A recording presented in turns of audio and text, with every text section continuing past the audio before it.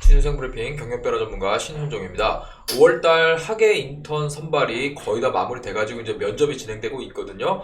5월달 학예 인턴을 지원을 했는데 떨어진 분들이 있을 거예요. 과연 무엇을 해야 되는지 같이 이야기를 나눠보도록 하겠습니다. 자, 학예 인턴 채용은요, 중간고사가 끝나는 시점부터 5월달에 대부분 채용 공고가 올라오고요. 중소기업 같은 경우는 채용 전지형 인턴이 상당히 많이 올라옵니다. 왜냐면 인재를 확보하기 위해서 뭐 어쩔 수 없는 선택이겠죠. 대기업이나 금융권 같은 경우는 조금 더 좋은 인재를 확보하기 위해서 공모전이나 서포터즈 활동을 했던 구직자들 중에서 인턴까지 한다? 그럼 우리 회사로 입사할 확률이 상당히 높아지는 거죠. 그래서 괜찮은 인적 자원들을 놓고 여러 회사들이 경쟁을 하기 때문에 회사에 대해서 노출을 하고 경험을 하게 함으로써 괜찮은 인재를 미리 확보하고자 하는 학예 인턴을 운영한다, 이렇게 생각하시면 될 것 같아요. 여기 제가 캐치 사이트에서 좀 갖고 와봤는데요. 5월 7일 마감, 5월 21일 마감까지 꽤 우리가 알고 있는 대기업들이 학예 인턴 채용을 이미 했습니다. 그래서 제가 대학생들한테 1학년, 2학년 학생들 특히 진로 관련된 수업을 할 때 귀에 정말 피가 날 정도로 이야기를 하거든요. 다른 거 필요 없고 7학기 때 반드시 중간고사 기간에 학점 조금 더 따려고 막 준비하는 것보다는 학예 인턴이나 또는 겨울이었다면 동계 인턴을 준비하는 게 최고 베스트다라는 걸 정말 얘기를 많이 하는데도 이 시즌에 인턴 선발이 있는지도 모르는 학생들이 진짜로 많아요. 이런 부분들은 사실 얘기를 해주고 관심을 갖게 해줘야 되는데 관심이 아예 없는 학생들은 쳐다도 안 보거든요. 이러다 보니까 인턴은 금턴이에요. 정말 해본 사람과 안 해본 사람의 취업 결과가 나중에 다르거든요. 특히 내가 어떤 취업에 대한 스펙이 낮을수록 더 적극적으로 해야 돼요. 그런데 스펙이 낮을수록 더 안 하죠. 이게 문제입니다. 그래서 조금 잔소리 같겠지만 4학년 1학기, 7학기 수료 기준으로요, 방학 때 당연히 넘버원으로 해야 되는 건 인턴입니다. 그런데 인턴의 채용에 떨어지면은요, 대부분 토익 학원으로 들어가요. 내가 인턴 채용에서 떨어진 이유가 다른 것보다 스펙이 낮다라고 생각을 하는데, 방학 기간 동안에 짧게 투자를 해서 단박에 많은 성과를 이룰 수 있는 가장 좋은 게 사실 토익이고요. 토익 점수 같은 경우는 오르면 자존감도 올라가고 자신감도 확 붙기 때문에 상당히 좋은 측면이 있습니다. 그런데 방학이라는 아주 긴 기간을요, 일을 해본 경험이라던가 회사를 알게 되는, 직무를 알게 되는 이런 스펙을 쌓는 게 가장 좋음에도 불구하고 취업할 때 크게 변별력이 없는 토익 쪽에 올인을 한다는 게 문제라는 거죠. 여름방학이나 겨울방학을 이용해서 인턴을 하라는 의미는요, 중고 신입과 취업 경쟁에서 붙었을 때 이기기 위한 유일한 스펙이기 때문이에요. 기업들도 회사에서 일하다가 나온 사람이 퇴직 사유가 크게 문제가 없는 경우에는요, 조직에 들어왔을 때 회사를 한번 경험해 봤으니까 조금 더 잘 적응할 것이다, 그리고 한번 나왔기 때문에 두 번, 세 번 빠르게 퇴사를 할 것이다 라고 보통은 생각을 안 하거든요. 자, 이런 부분이 있다 보니까 중고 신입들과 경쟁해서 살아남기 위해서는요, 나도 충분히 재학 기간 동안 회사라는 조직 생활, 그리고 직무에 대한 직접적인 경험을 해봤다. 자, 이 부분이 아주 중요한 나의 강조 포인트가 될 수밖에 없는 거죠. 자, 그래서 인턴을 반드시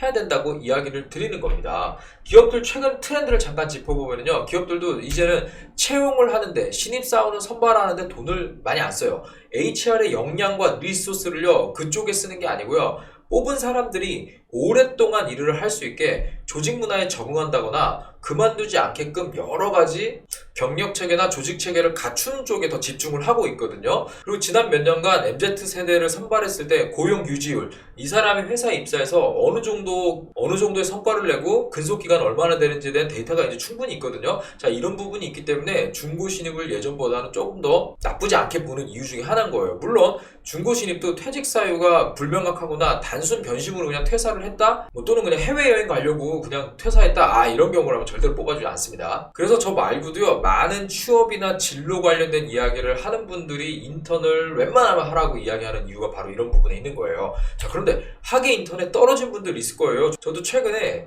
은행권에서 학예 인턴 뽑는데 면접위원 좀 추천해달라고 그래갖고 여러분을 좀 추천을 해드렸거든요. 자, 지금이 아마 면접 시즌일 겁니다. 이제 6월 첫째 주 이때가 면접을 많이 하는데, 자, 그런데 내가 떨어져서 이번에 면접의 기회가 없어요. 일단 방학할 때까지 여름방학에 어떤 거를 특별히 하게 될지 정해진 건 없는데, 그럼 토익을 할까? 그냥 학점을 좀 더 올리려고 계절학기를 다닐까? 자, 이런 고민 일단 빼세요. 제가 추천하는 거는 세 가지예요. 일단 내가 취업하고자 하는 직무에서 동일한 아르바이트를 해보는 걸 저는 추천을 합니다.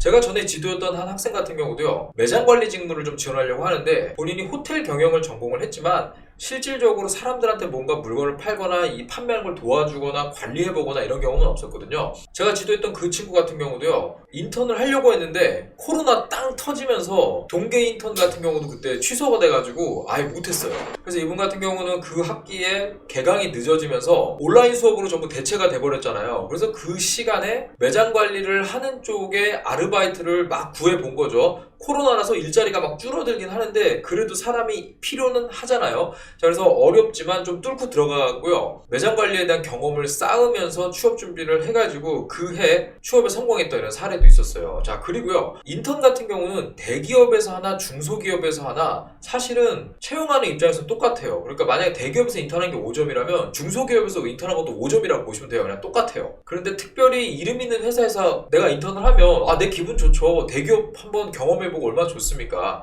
자, 그런데 인턴은 인턴이에요.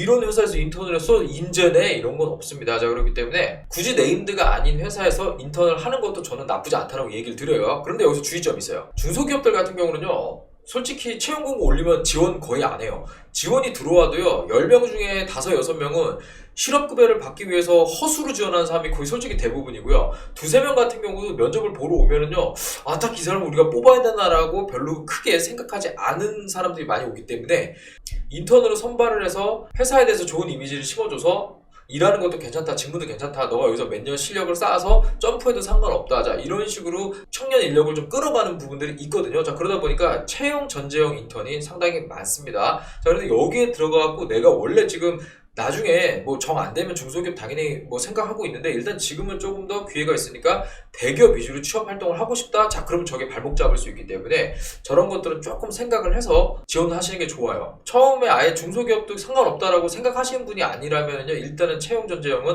빼고 지원을 하는 게 맞다라고 제가 이야기를 드리도록 하겠습니다. 자, 그리고요, 아웃소싱 업체들이 보면요, 대기업의 이름을 달고 인력 파견 형태로 단기 근무를 선발하는 경우가 상당히 많아요. 제가 전에 기계공학을 전공한 학생 같은 경우도요, 이렇게 아웃소싱 업체를 통해서 삼성 쪽에 공장 현장에 파견이 돼서 거기서 방학 동안에 대학생 단기 아르바이트를 해가지고 그 내용을 바탕으로 나중에 공채 볼 때 상당히 면접에서 어필했던 사례가 있었거든요. 자, 이런 것들을 보면은요, 아웃소싱이 취업이나 문턱이 상당히 낮은 만큼 대기업을 한번 경험해보는 거 상당히 괜찮거든요. 그리고 아웃소싱 같은 경우는요, 한 달이라든 2달이라든 저 업체에서도 크게 별로 생각을 안 해요. 그리고 그만둔 게 내가 그만뒀든 저쪽에서 그만두라고 했든 아웃소싱이기 때문에 나한테 어떤 불이익은 없는 거죠. 그래서 물론 아웃소싱 업체가 뭐 6개월, 뭐 1년 일할 사람 뽑는다고 하는데 청년의 미래를 담보로 이렇게 잡아두는 거는 좋은 건 아닌 거죠. 그래서 내가 나한테 필요한 게 있다면 충분히 여러분들이 찾아가지고, 인턴은 아니지만 인턴과 유사한 경험들, 그러니까 책 피고 스펙 올리고 숫자로 된 거 막 성적 올리면서 만들어내는 스펙보다는 저 기간 동안에는요, 여러분들이